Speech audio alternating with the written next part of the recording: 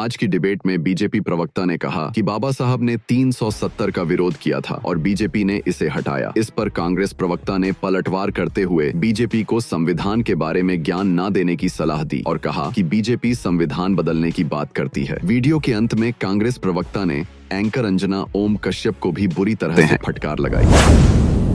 Picture चालू करो बे। सुरेंद्र जी, आपसे अब मेरा प्रश्न है और वो प्रश्न ये है कि 3-4 उन्होंने बड़े आरोप लगाए। आप कहते हैं कि संविधान के साथ वो खिलवाड़ कर रहे हैं, संविधान की अनदेखी कर रहे हैं, संविधान को बदल रही है। 2024 के चुनाव में भी आपकी तरफ से, आपकी पार्टी की तरफ से कहा गया है। चलो भाई देखो अब मैं क्या करता हूँ। बाबा साहेब के संविधान को पैरों के नीचे कुचलकर जलाने वाले लोग,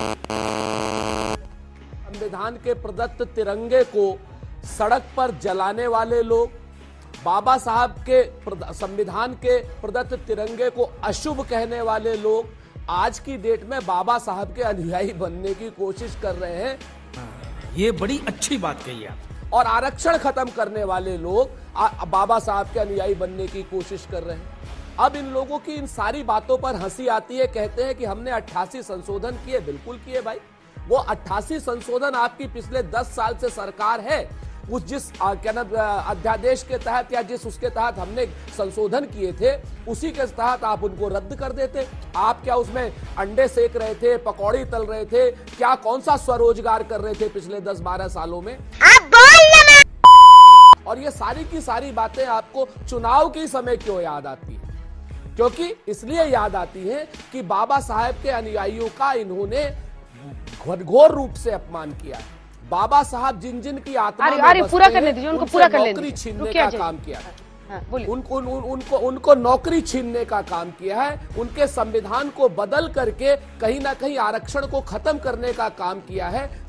बात तो सही है। सरकारी नौकरियों को खत्म करके लगातार आरक्षण को खत्म करने का काम किया है। उत्तर प्रदेश में जिस तरीके से 59,000 शिक्षकों की भर्ती में पिछड़े समाज की आरक्षण को खत्म किया है इन्होंने, सुप्रीम कोर्ट ने भी कहा, वो भी बाबा साहब के मानने वाले की आत्मा को दुखी करने का काम किया।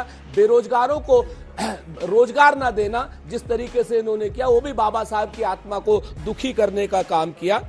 बेशर्मो शर्म करो शर्म। अब आज की डेट में ये लोग पता नहीं क्या क्या बातें करते रहते। ये जो आरक्षण लेटरल एंट्री आईएएस बनाने वाले लोग, और वो भी एक दो नहीं 45 अब बनाने वाले लोग आज की डेट में हमको बता क्यों रहे हैं? क्योंकि आज मुंह खाए हुए हैं 2024 के इलेक्शन में। इसलिए महाराष्ट्र में ये जानते हैं कि बाबा साहब के अनुयायी बहुत एनलाइटेंड है, बहुत प्रकाशित लोग हैं। वो जानते हैं कि कौन हमारा आरक्षण खत्म करना चाहता है और किस आदमी ने हमारे आरक्षण को और संविधान को बचाने की कसम खाई है। पकड़े हैं जो आरक्षण खत्म करना चाहता है उसका नाम नरेंद्र मोदी है अंजना जी, और जो बचाना चाहते हैं उसका नाम राहुल गांधी है।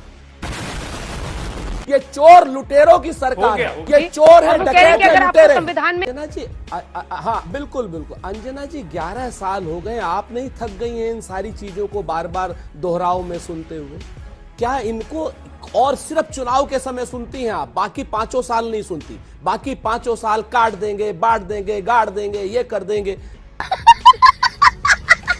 सच बात यह है कि हम आपके हिंदू मुसलमान के एजेंडे में नहीं आने वाले हैं अजय आलोक जी। जवाब सारी बातों का है। मैंने तो आपसे कहा ना कि वो 88 के 88 संविधान संशोधन आपकी तो पूर्ण बहुमत की सरकार थी, तो आपने रद्द क्यों नहीं कर दिए भाई?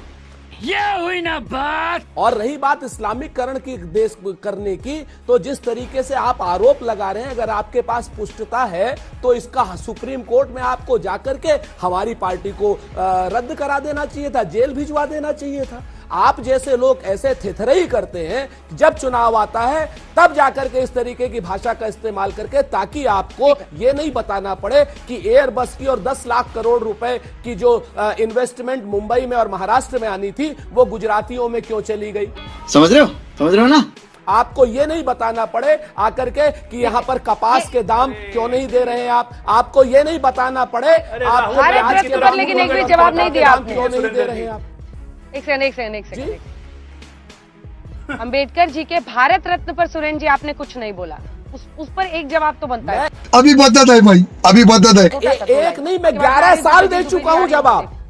11 साल जवाब दे चुका हूं अंजना जी। आप भी थक गई है, लेकिन मसला क्या है कि ये लोग चुनावी के समय पूछते हैं भाई हम बताइए 89 में इनकी सरकार आ गई थी, काहे नहीं दे दिए? 77 में इनकी सरकार आ गई थी, काहे नहीं दे दिए ये लोग?